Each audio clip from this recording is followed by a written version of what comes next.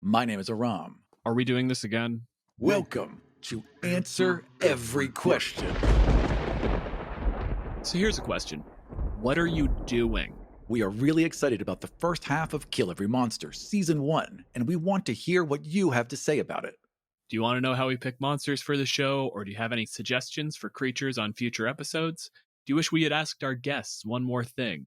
Send us an email at killeverymonster@gmail.com or message us on Twitter at KEMPodcast. You can also fill out a submission form and upload an audio question so we can edit your voice into the show. You can find that link at killeverymonster.com. My name is Aram, and my pronouns are he, him. I am the writer and producer of the Dungeons & Dragons podcast, God's Fall. My name's Dylan. My pronouns are he, him, and I'm a physicist from Canada. Welcome to Kill Every Monster.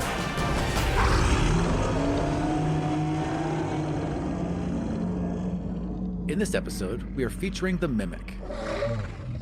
Monster Manual says that mimics are shape-shifting predators, able to take on the form of inanimate objects to lure creatures to their doom. In dungeons, these cunning creatures most often take the form of doors and chests, having learned that such forms attract a steady stream of prey. We are joined by Robert Reeve.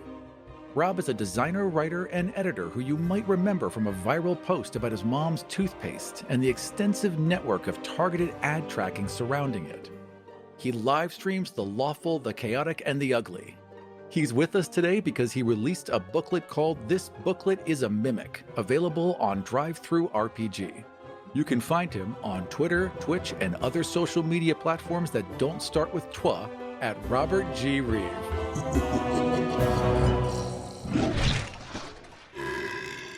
Welcome to the show, Rob. Hi. Hello. I am so happy to be here. We are actually very happy to have you because we had no idea how to do a Mimic show without you. Anybody who's listened to the first handful of episodes knows that we almost focused the entire first season on fully sapient creatures. We had some outlined rules, and one of the rules was the creatures had to be sapient. And then we abandoned that like we abandoned other rules very, very quickly.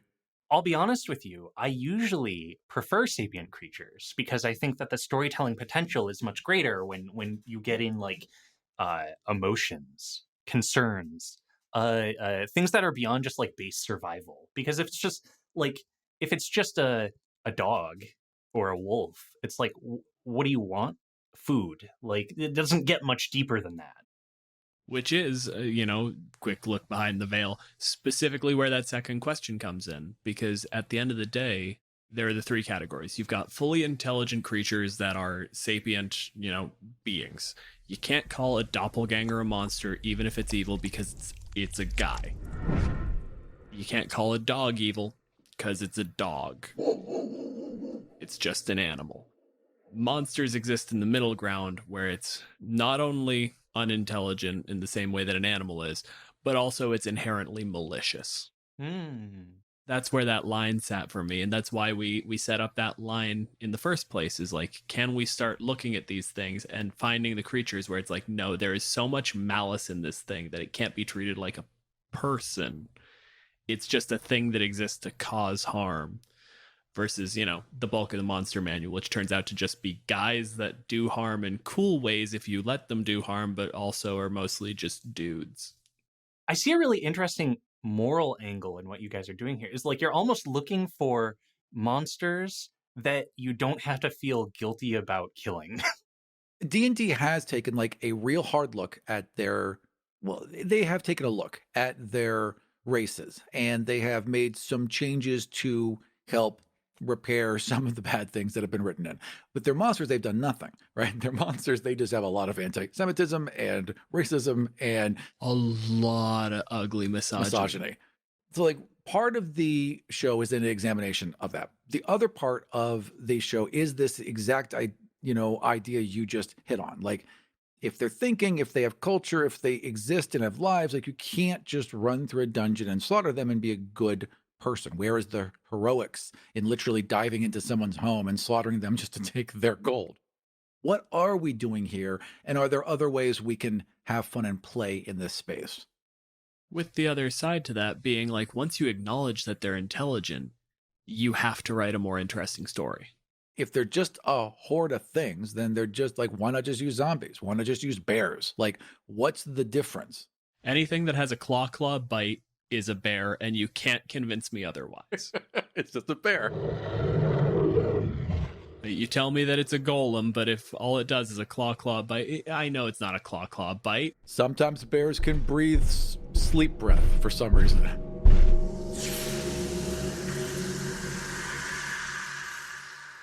It's still a bear. Claw bites or punch attacks sometimes. It's still a bear. The way that you're talking about it, it just makes me think of like Street Fighter combos. Heavy punch, light punch, heavy kick. Right. AAB, over and over again. Right. And then like the weirdness comes in like, do you do a Hadouken? Like, and what form does that Hadouken take? I think one of the interesting things here is like with sentient monsters, the way to let the players feel justified in harming them suddenly becomes like, how do you make them an asshole? And I think that the Mimic has a lot of room to become the asshole. You may not know me, but I know you, and I'm aware how strange that sounds. Rob, what is a Mimic to you? To me, a Mimic is one of the biggest cultural contributions that Dungeons & Dragons has ever made. You usually hang around, but baby, I got potential. It's in good time, so let's not waste now. Come and skip. There are so many cultural things that have transcended D&D that people know about outside of the tabletop space. I think that the biggest is the experience point. Because every video game like now has a bar for personal progress. I think another huge one is the alignment chart. Everyone knows it. You don't have to know D&D to see that like tic-tac-toe grid filled out with like different axes of behavior. And I think that the Mimic is on that level. We sometimes feel like there are things lurking behind us, and we turn around and everything looks normal. And something must have moved there. The first Mimic-like thing I remember encountering, it was an action figure from a Ghostbusters lineup that I had when I was a kid. And it was, like, in retrospect, like the stupidest action figure to get a kid. It's a toilet, and eyes pop up out of the tank of the toilet, and a tongue comes out of the bowl. I need rest. Roar! It's fearsome flash! Sick 'em, guys! Go! I flip my lid when he's scared. Ah! It's a howl when he's scared. Ah! The real Ghostbusters. New from Canada. Blast him! Ah!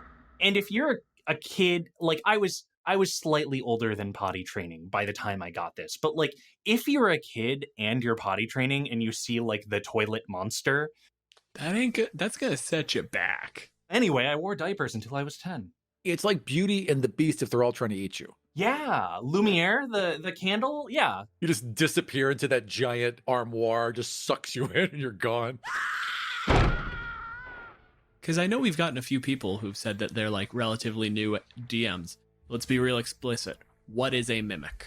A Mimic is an amorphous blob in its like native form. Like it looks like literally, it's like the ooze monster. It eats not by hunting you like a single-celled organism would. It doesn't like scoop you up and absorb you into its body in this like slow like gross kind of way. It is much more aggressive. It lurks in the background as an inanimate object, and it can take any form. In the original Monster Manual, I think in the 70s, it was specifically they could be wood or stone. They couldn't be metal. They were only things that like fit like Gary Gygax's mental model of what a dungeon should look like. And they were always like a gotcha from a troll DM. The Mimic is like almost there for the DM to like just maliciously mock the party. Oh, it says it's indistinguishable. You had no way of knowing. So now I get to have a monster spring out at you and go, ha ha, you idiots. And it's just like, it's so trollish as a DM, but like very much fits my mental model for like what kind of DM Gary Gygax probably was. So I'm not surprised whatsoever. Yeah, he does feel like the DM who has to always show everyone at the table that they're smarter than you are. But like the DM has ultimate power, so like obviously they're gonna win every time. So right. like, yeah. So what's the point? If I want to, I automatically win. Like, that's just how the game runs. The whole game becomes this weird power trip about how close can I get. It's like edging as a DM. It's the weirdest fucking thing, and I don't get it. So the false appearance ability holds over into 5th edition. It shows up in the Gargoyle and I think the Gale of Dur, or I'm probably not saying that, but like there's a couple other things where they specifically like, it's one of those weird bits where the Player's Handbook introduces the concept of passive perception and then immediately just at every turn destroys that mechanic. False appearance. Object form only. While the mimic remains motionless, it is indistinguishable from an ordinary object. Mimics can alter their outward texture to resemble wood, stone, and other basic materials, and they have evolved to assume the appearance of objects that other creatures are likely to come into contact with. A mimic in its altered form is nearly unrecognizable until potential prey blunders into its reach, whereupon the monster sprouts pseudopods and attacks. I think like animated swords, flying swords, animated armor, Rug of Devouring. Yeah. Any of these like malicious hidden objects, like the Where's Waldo of murder. But that's the thing, is to me it's strange to give them that false appearance ability because, like, again, for listeners, false appearances Explicitly says you cannot tell. Meanwhile, if you just had players who had no reason to suspect anything suspicious was going on, and they have a passive perception value, if you just say that while in this form it has a inherent stealth check, make it a flat 20, that way the one guy who took the alert feat finally gets his day in the sunlight. I, as a DM, actually like that it doesn't. And this gets into, like, I think, experienced DMs versus junior DMs. Junior DMs, I think, when you're first finding your feat, you want some kind of hard mechanic that says, like, here's a hard number, here's the skill to roll for this situation. But I like that for experienced players, they might be used to this mechanical model of like, oh, I've taken the right skills or feats or whatever to shore up my passive perception, so nothing should be able to sneak up on me as a player.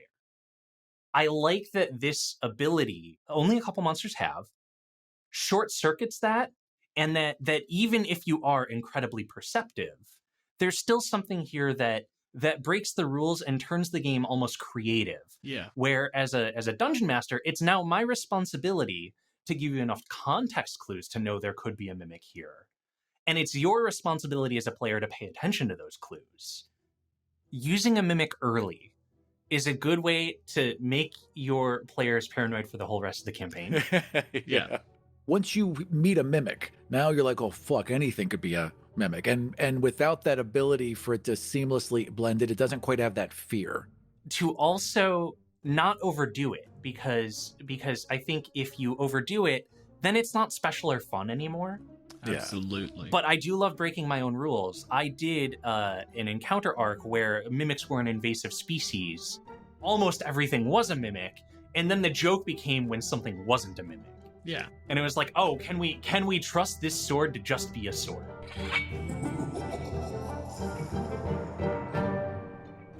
This sort of comes into the two angles of approach to mimics that I've seen, and I just want to know mimics as fauna versus image as magical mishap.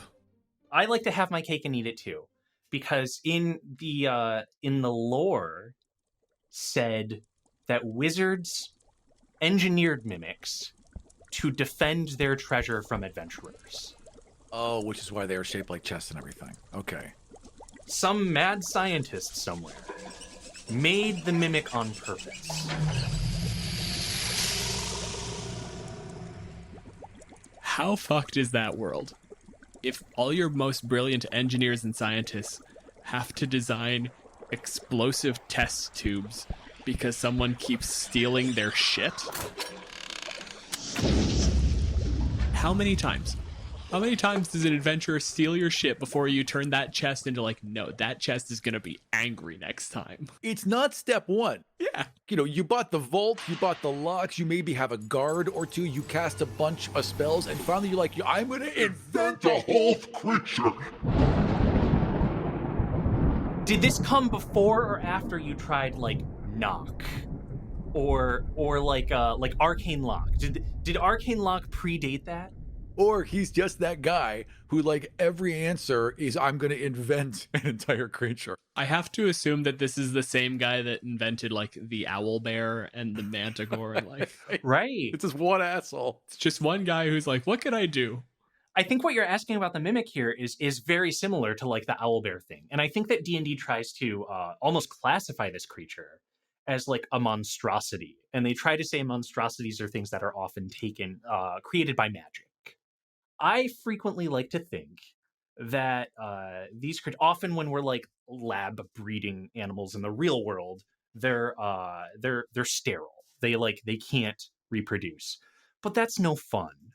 I think that in a fantasy world, it's way more interesting that these like lab-grown creatures do break out and do turn into like crazy cartoonish Night at the Museum, Zootopia, like problems. 100%. You rap on a roll, I rap Delta Chi. You say dope fresh, I say hella fly. Baby with isotopes, different nuclei on the same table, forever living by. It seems to me like mimics would proliferate quickly. Like there would be an explosion of mimics. So what would hold them back from just basically taking over everything? Some creatures have a reproduction strategy of like, I make one baby and I put a lot of time and effort into this one baby. Right. And others have a reproduction strategy of, I make a ton of babies and I'm not emotionally attached to any of them. And the ones that make it. That's mimics for me. Yeah. And mimics are that for me because of, and I'm not the only person to have this idea, but it's going in the booklet, the mimic booklet.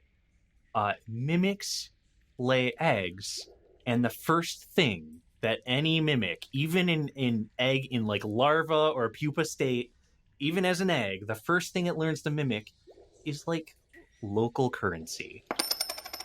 It makes perfect sense. It makes sense why they'd go after an adventurer first to have food to make a new baby, and then to collect enough coins to be able to show the baby what it needs to be, right? And then if there's coins, adventurers will, come to collect the coins, and when they come to collect the coins, they collect the baby. And that's how the baby gets out into the world. It's like mimics as like cuckoos. I also think that this solves that sort of that propagation problem, because if you look at the mimic, it has a move speed of 15 feet. I got issues with that, but like we'll get there. Yeah, we'll get there. It's got a move speed of 15 feet. The kids aren't going to be that fast. They're not getting anywhere, and they are, as far as we can figure, highly carnivorous, which means like if you just have a mimic in like a dungeon and it has a child that then comes up in the dungeon, well, that's competition, especially if they breed in like these huge sets. They probably just consume each other by the end of the day. Which makes sense then to get the baby as far away from the parent as possible. And if the baby immediately takes the form of coins, and one guy like manages to get away from the mimic, but he grabs a bag full of coins and then he brings it to a bank, and then that bank disperses coins depending on how long it takes for a mimic to grow up. Like, okay, now 40 banks all have mimics in them. So many creatures and plants have like evolved with us. Like marijuana is a perfect example. Like it has been wildly successful because it has gotten us to plant it everywhere and to take care of it like our children. What a hugely successful plant to get us to do all the work for it. There's definitely a symbiosis with adventurers. Like something about adventurers is unique to like how a mimic survives. I think like you could get a mimic in a city. Ed Greenwood did an article for Dungeon Magazine way back in the day. It was like the first thing trying to like flesh out the mimic and make it something bigger. And there was a great quest hook in there about a mimic that had mimicked a statue in a town and was like eating drunks and homeless people. They sent city guards to find the mimic, and the mimic ate the guards. And then finally, like, I love this quest hook because his resolution there is the unlikeliest person to fix the problem, an architect, like a city planner, who looks and is like, I didn't put that statue there. Wait a minute, I've heard of this.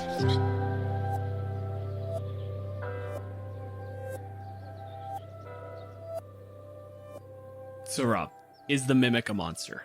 The mimic is definitely a monster. The mimic is a monster because sometimes they do have language. They have thoughts, but they're not high functioning. They're bestial. The only real motivation that's ever ascribed to them in the monster manual is food. It's not even described as like hunger, it's consume. It's just it is, as you mentioned, a bestial instinct. To guiltlessly kill a monster, it needs to be an asshole. And mimics are such fucking pricks. Owlbears, it's like, oh, I could tame this, raise it from a baby. It can become part of like a really big dog. At no point does it feel like a mimic would be safe around you. I think you could look at like a baby displacer beast, like a displacer beast kitten or an owlbear cub, and be like, that's so cute. God, I really could. But I think if you looked at a baby mimic, you probably look at it as like an egg sac of a wolf spider. Yeah. Jesus. It's an unpleasant creature. Or like sometimes you get like a micro, like a little tiny, like magnifying glass up on a spider, and you're like, oh, you've got cute little eyes, and like, you're let me play you the song of my people, you know, like I've seen the meme. But like when you actually think about keeping it as a pet and having it around, you're like, no, that thing's gonna eat me. If a python gets out, it will eat something. It will kill and eat something. It's not just going to hang out. Like there are just sometimes creatures that are never ever going to be cuddly, and it definitely feels like a mimic is one of them. I could absolutely see adventures projecting human qualities onto a mimic, but as a DM, if I were going to play with that, I would make it very clear that like the mimic doesn't care. Right. Like you can pretend the mimic is your cute pet, and you're gonna tickle it, and it's gonna like turn into a sea urchin in your hands.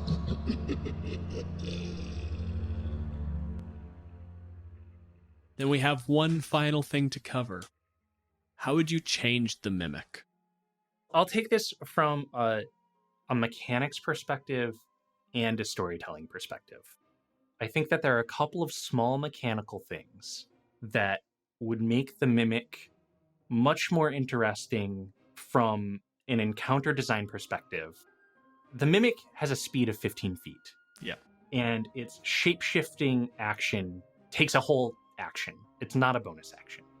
So I think that giving it more speed and making it shapeshift faster is a dual threat that makes the monster far scarier, far more of a horror movie monster, far more interesting for multi-room encounters. And I think that making it slow is like, they made an ecological statement about what the monster is. The monster got there before you did, and it sits and it waits. Maybe for years. Like maybe the monster just in object form, it just slows its metabolism, and he's like, I'm gonna get my one meal every 3 years out of this entire human. But I think that mechanically, that's not interesting for the players to see. It doesn't need to shape change in the middle of combat. But I think that it being a full action, combined with the slow speed, means that functionally, we're never going to get the mimic in a position where in the middle of the fight, it's going to be able to outdistance the party far enough to reevaluate and then change into something else and have this fun scene where the players have to walk into another room and guess the mimic. It's literally just a thing that sits there and waits. It's just a trap with eyes and teeth. Yeah, it's a trap with eyes. Yeah, it's an ambush predator.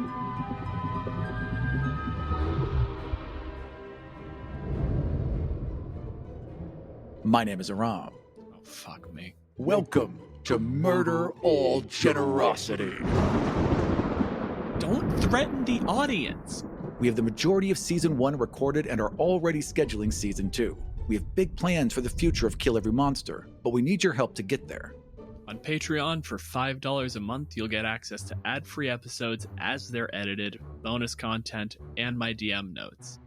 At $10 a month, you can also get print-ready maps and character sheets from each encounter for use at your gaming table. Check out all of our rewards at patreon.com/killeverymonster.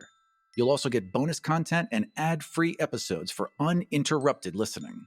Still not convinced? Check out a free preview of our Lorekeeper notes for the Banshee encounter at patreon.com/killeverymonster. And we'll see you next time. Please don't. For Murder Every Benefactor. Rob, how did you get here? If I'm a mimic Yes. in a bank vault, how did I get here? I think that as a mimic, I have been here since I was a wee little coin egg. And I think that I was in a mommy mimic that was a chest. Almost like a wolf spider's egg sac, or maybe a possum carrying around all of its young on its body.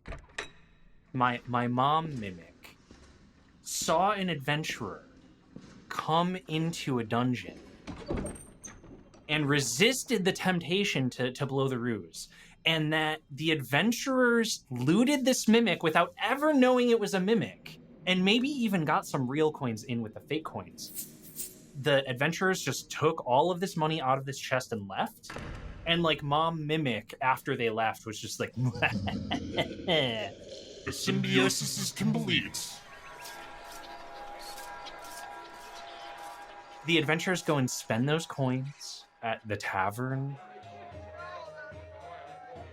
at the local general store, and in this highly sophisticated world you're running, also a bank. And so this bank was not the adventurers doing. This was, the week after the adventurers have left town, and the tavern owner has made this, puts up the sign, we're closed for the fucking weekend, I'm going into town, and goes in and makes this huge deposit. I have changed hands so many times. Some of it was gambling that the players did, and it got back to the tavern owner. But it really, he came in and he told that story to the teller of these adventurers, made a big score, and he just had a stellar weekend. The tips were amazing. So I'm making this deposit. And in that deposit, in that hefty-ass bag that he handed over, was you. Just a little guy. As a baby mimic, away from my mother, maybe even from my siblings, I'm questioning my own instincts, and I don't know. Is this the moment I should bite a finger? Every time that I'm being changed hands. And then maybe I've panicked and I've waited too long. I'm the shy mimic. I'm the blushing mimic that, is now in the bank vault alone. And it's been about a year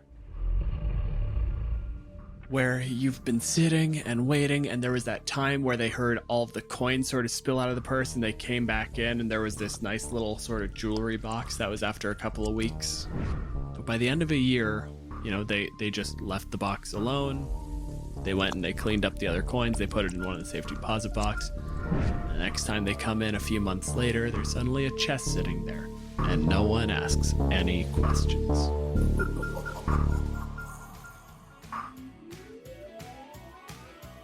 Aram, Yeah, you've been in this industry for a while. we have. You and the boys. Me and my fellow gnome brothers. Our courteous and efficient staff is on call 24 hours a day to serve all your supernatural elimination needs. We're ready to believe you. A couple deposits came in from that town shortly after those adventurers left. And in the last year or so, there have been some fucking disasters at banks. There have been people getting attacked, and they've been finding mimics. all of those transactions trace back to money that moved through this bank. Well, you pull up to the bank, and the bank has been closed. It's been a bank holiday for 3 days. It hasn't been a bank holiday. The bank has declared that it's a bank holiday, and as it would happen, they can do that. They're the bank. You see a dwarf come out. He's 5 feet tall. Oh, that is tall for a dwarf. He is a tall dwarf. Gentlemen, finally. I was told you work quietly, and the siren sort of belies that, but I'm also told you're good. So we're going to see... We work quietly, but you have to advertise all the time. That's one way to do things, I suppose. Listen. Name's Peter. Puts out a hand. He, looks down, and he, looks across the group, gives a little wipe, shakes your hand, pulls out a napkin, sort of wipes. Because you guys in there, we're greasy. With Egon tinkering, it's not even your, the filthy pores. It's, the filthy dirty guy. We may have battery acid on us. There could be any number of fluids. No, I get it. It's fair. Yeah. So what's the general problem you've got here? Please, inside. He leads you in. There's the huge marble columns. It's beautiful. The sort of craftsmanship that only dwarves are pulling off. And, of course, as he gets you closer, you see the other bit of architecture that only a dwarf pulls off. Gnomes have done pretty good, but there's a certain bit of solidity that you need dwarven manufacture for. And that's the vault door.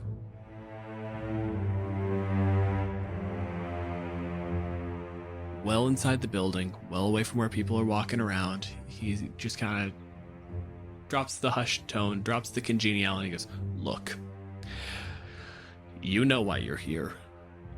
We think there may have been mimics that moved through our vault. If they find out there's a mimic in here, and you can't get it out, then no one withdraws money. No one can withdraw money. Any banknotes we have issued are valueless because the money that they are backed by is inaccessible.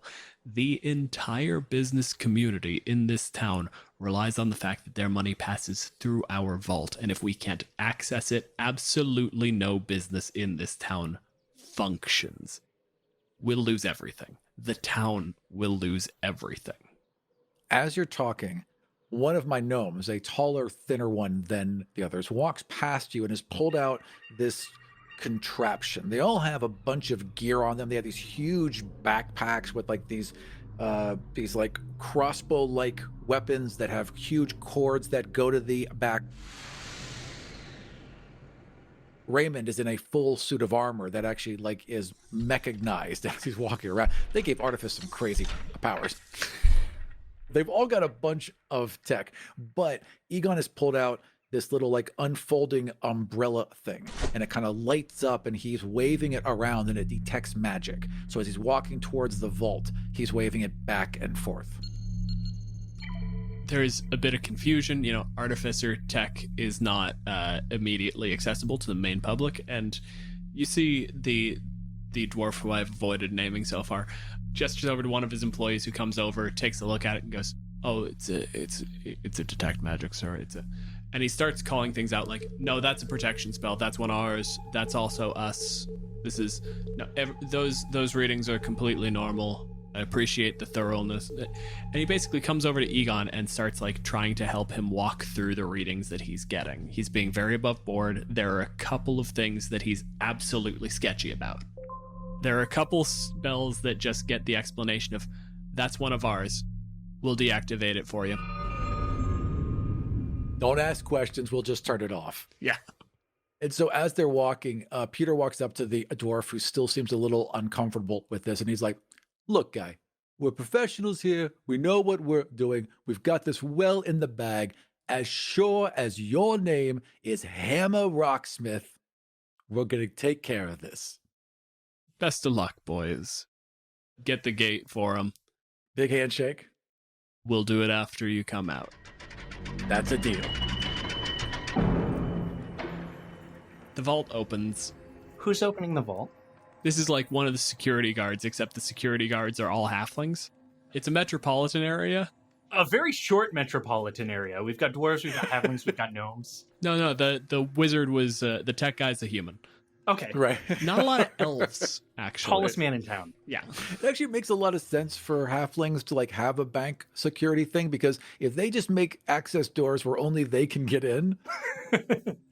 The door is relatively large. It's got that standard sort of bank vault form of a like 6-foot diameter circle. It is made so that all of the actual like functioning is internal. There are a couple things that you can see where they've had to like make little panels accessible for maintenance, stuff like that. And especially when they were dealing with this, they've got everything opened up to be able to short circuit a few spells. The major things that you would know: that vault door is built not to open unless opened from the outside. When you push on it, it is copper. If you wanted to, you could get through it. It would take enough time that people would notice. But the major benefit is that if you're going to try to cut into thick copper, you're going to have a sharp thing stuck, and it's going to electrocute you. As far as the inside of the vault goes, there's an old legend about a sort of decrepit dwarven kingdom that was taken over by a dragon. And it's one of those things that when anyone else hears the story, it sounds horrible. The dwarves were overcome by greed. They built up these piles of gold, and then a dragon came and took it all from them and destroyed the dwarves.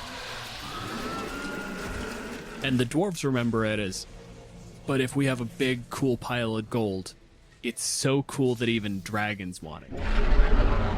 When dwarves build a vault, they keep meticulous track of it. But if you're picturing like safe deposit boxes along the wall and like carefully regimented like shelves, no. Money on ground, pile. Art leaning in a corner. Couple of swords in a rack. We're not sure why they're valuable. They're in the vault. They're probably valuable. Just a treasure hoard. It's a Scrooge McDuck vault. Absolutely. I think if I hear the door, even though there's plenty here to get lost in, I think I'm going to knock over anything I can, including some of these swords. And I think that the very first thing I would do is probably try and drag one of these swords up front and like stick it upright, like you could reach out and grab it, sword from a stone, in like a gold pile near the front.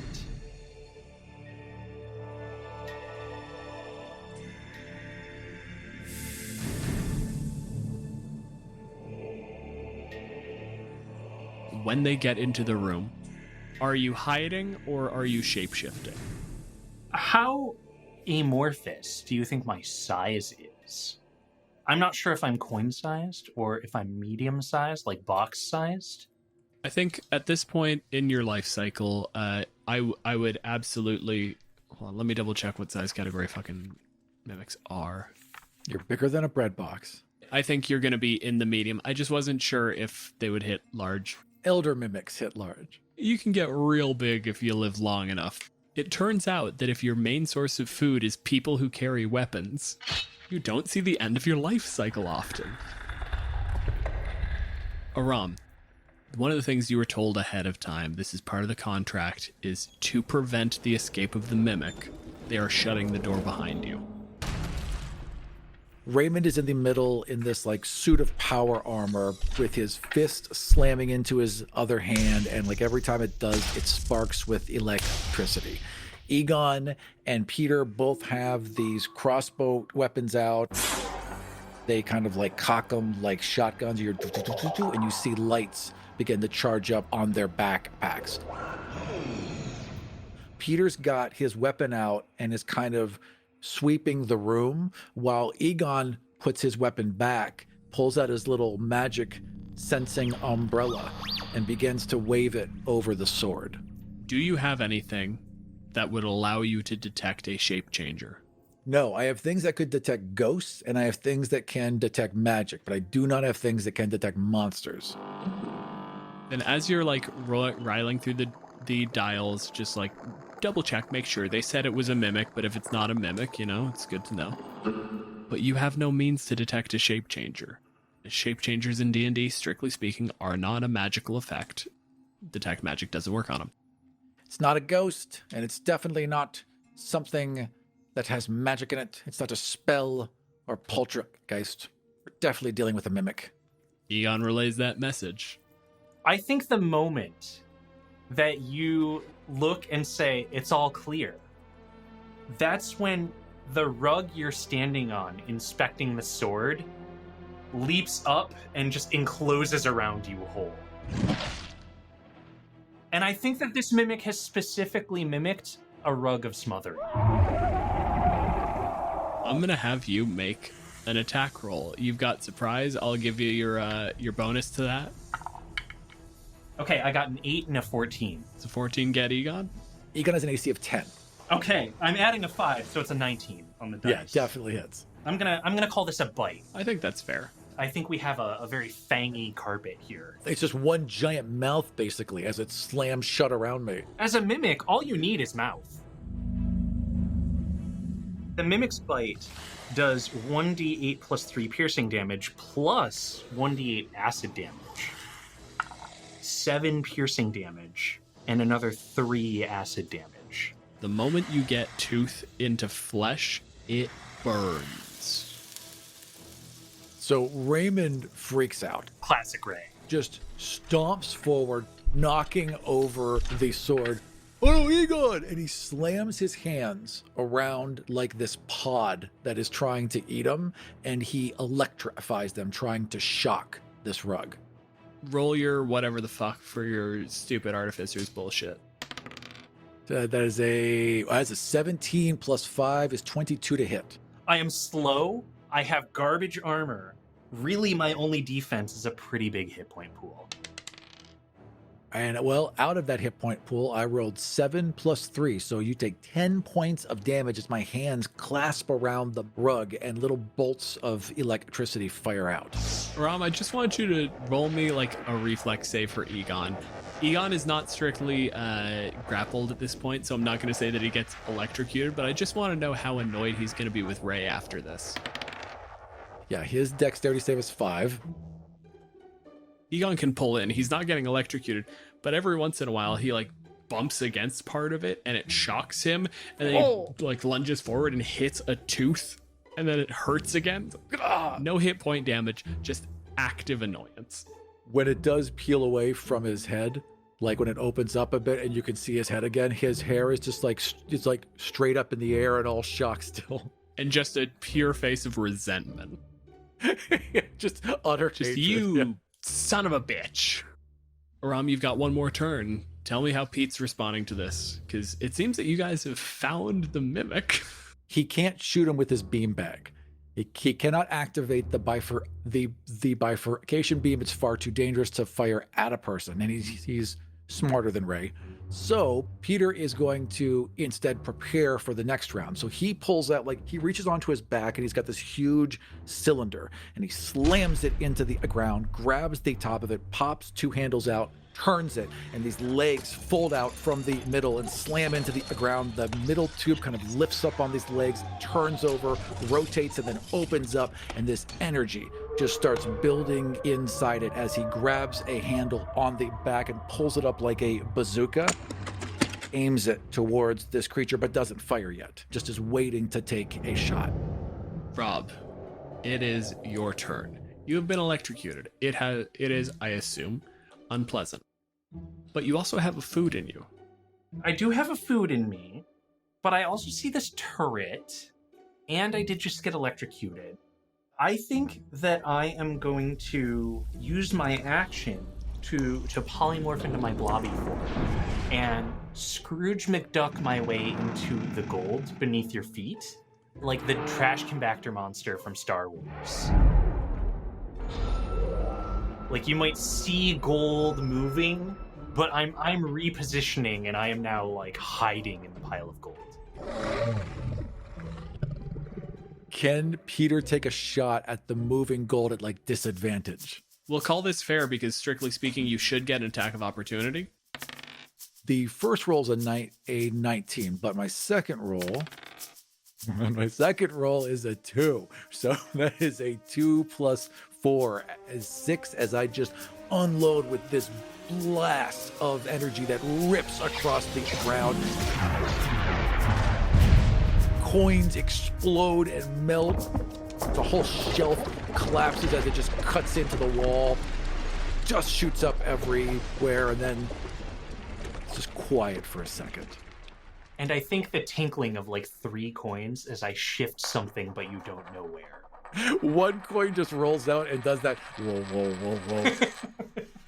Rob, I'd just like a stealth roll for when he inevitably starts actively looking for you. I would say because of all the dust, he should roll that advantage. I mean, if you want the person who is your opponent to roll an advantage, who am I to say no?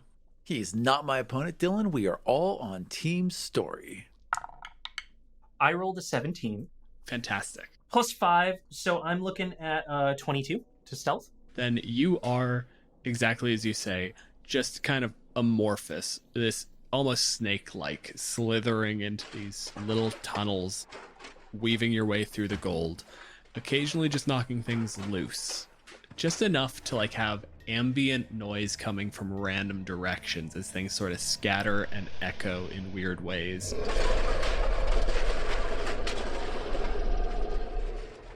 So Dwarven Vault, I think we've got probably all kinds of treasures. We've probably got suits of armor. Yes, definitely. Plenty of treasure chests. Lots of hammers on big pillars. Piles of scrolls and books. Yeah. Your gnomes are left alone in the middle of this vault. So as the dust settles on us and we're looking around and we cannot see this creature, we all turn and nod to each other and we go back to back in the center of the room. Hands out all at once, hands together all at once. We all begin a chanting and then 1, 2, 3, wham! And we all slam our hands together and we all cast Thunderwave at the same time to just cover the whole area that's basically not us. All 3 of them are going to burn the spell slot.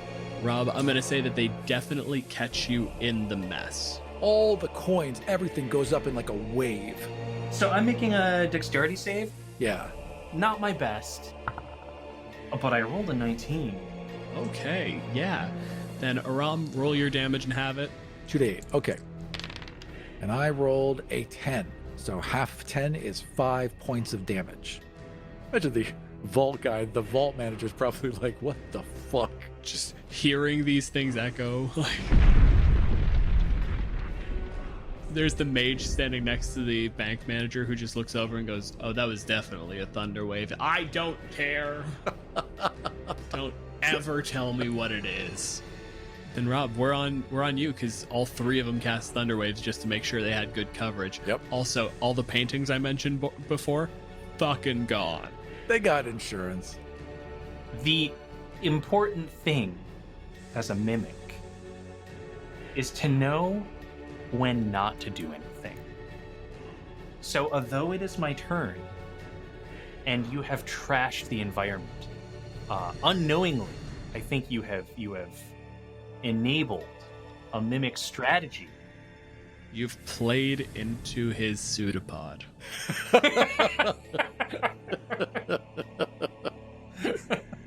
Ew. So you're looking at a ton of wreckage of inanimate objects.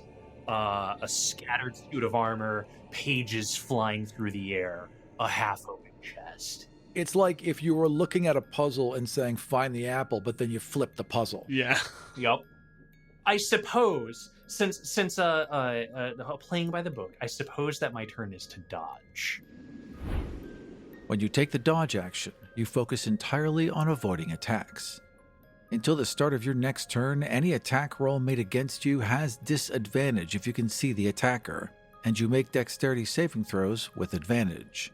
You lose this benefit if you are incapacitated or if your speed drops to 0. Pro tip, players who are listening. If you don't know what to do with your turn and you have analysis paralysis and everyone's looking around and they're like, John, just decide! Just say I dodge. That is a good player tip. We're not here for player tips. Cut it out. Rom, your turn. It'll be a bonus episode that's like 6 seconds long. They all nod, and they all kind of pull out their little blasters. Well, Egon and Peter pull out their blasters. Raymond is just, charging up his fist, and they're just going to split up. Raymond has flat out refused to carry one of those weird blaster things because he's convinced it's going to be the death of him. 100%. He saw what happened in testing. Yeah. So he's going to walk up the middle, and then Peter's going to go to the west, and Egon's going to go to the east, and they're just going to basically sweep back and forth from one side of the vault to the next. In that case, I'm going to throw it to you, Rob.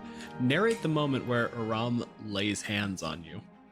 I think that Ray is probably going through, poking and prodding, and there's a chest that's really suspicious.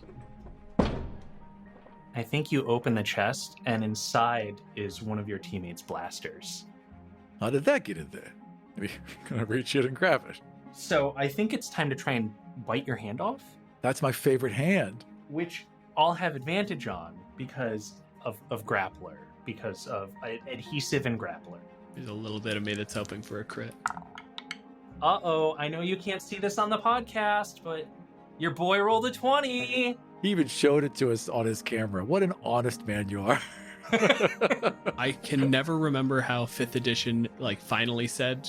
Yeah, we need a house rule for critical rolls.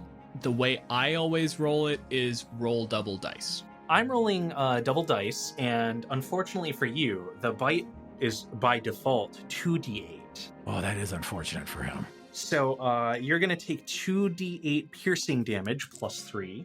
So we're looking at 4, 8, 11 piercing damage, and 10 acid damage.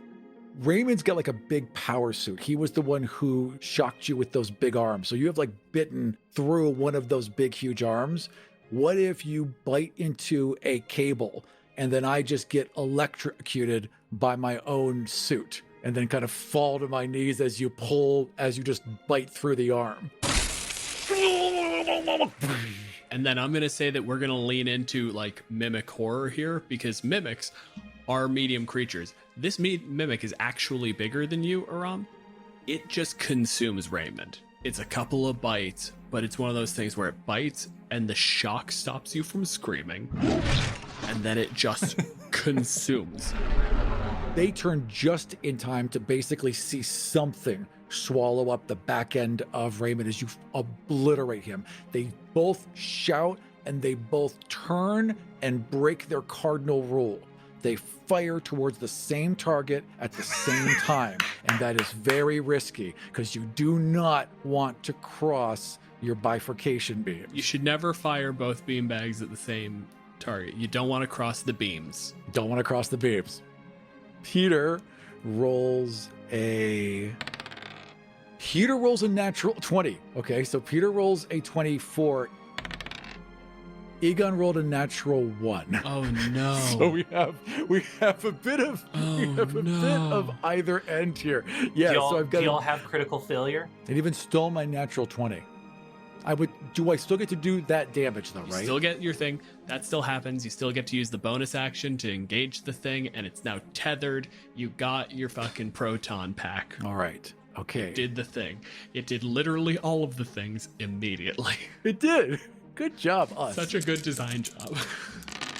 Double dice, so 48 is 17 points of damage as this arcing blast just slams into you. And then immediately followed by a second beam, which crosses it. Let me double check this. So the way you have this written, Aram, should 2 bifurcation beams cross, they create a massive explosion, 10d8 radiant damage at a 60-foot radius from the point where the 2 beams merged. DC 15 save for half dexterity check. So, not even worrying about the cascade effects that are going to come of this, everybody's going to make a dexterity 15 save. All right, Egon rolled a 8. I rolled a natural 1. So Peter rolls a 8. That is a fail. Egon rolls a 8. That is also a fail. Then as this is a natural effect, I'm going to roll 10d8. So here's the good news. It's a total of 43 damage, which for a full health mimic would have been survivable. Right. I'm not a full health mimic. You're not. We are atomized. Yeah. So this thing goes off. And then that wave just starts to build as the two things are cross. And Peter looks at Egon, and Egon looks over and goes, Raymond was the heart of this group, right? That's why they all reacted so badly, because Raymond is the glue that holds this trio together. So as they look at each other, Raymond looks at Peter and he's like, I never liked you. And Peter looks back and he's like, same. And then they just get wiped out.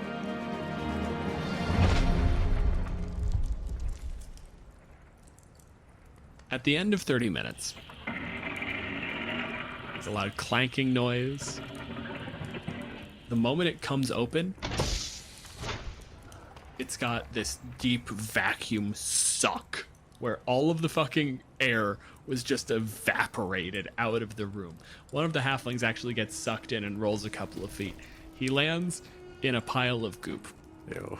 It is mildly acidic. His hand is red for the rest of the day. They see scorched skeletons in the corner. So we don't have to pay them, right? And as they step into the vault and start to explore it, some of the guards come rushing in because of the huge explosion. And a single coin rolls out of the vault, past everyone to the back of the room, and right into a guard's boot. He looks down, sees this platinum coin, looks around, quickly snatches it up, and drops it in his pocket. So why you cry over spilled beer? I don't sulk. Or grab life by the hips and go home. Yeah.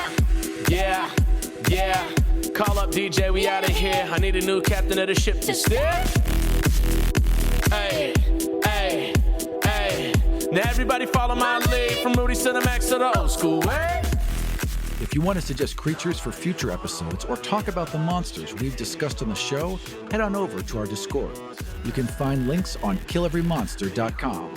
And we'll see you next time For Kill Every Monster. Oh, last monkey, I'm junction, that's my function. Beast mode off Keystone, no slumping. Tell me how you want it, I can crash or crush it. Middle child wild, I ain't nothing to fuck with. They asked me, Hulk, how you get toned? I told them I was at the gym all night long. Weightlifting my dreams along with shows. If you try to pick them up, they wouldn't leave the flow. Why you need to pop the trunk for the gun, though? I'm rocking short sleeves, that's a gun show. There's only one goal, and that's to come up. I'm going in, somebody hold my nunchucks. I got the one up, I don't need the one up. You said I jump kicked them, but that was just a soft punch. With the left hand, man, you a puny banner. Oh, you didn't know? Super is my standard. I'm the man that your girl ain't seen before. And my girl is the one that you're feeling for. They look at me and they wonder if I am a clone of the lost wonder. Colossus arose. Might have seen me in the Halloween wardrobe, rocking a bigger fur coat than Macleod. All I gotta do is flex, I don't have to glow. I'm so cool, I don't even have to smoke.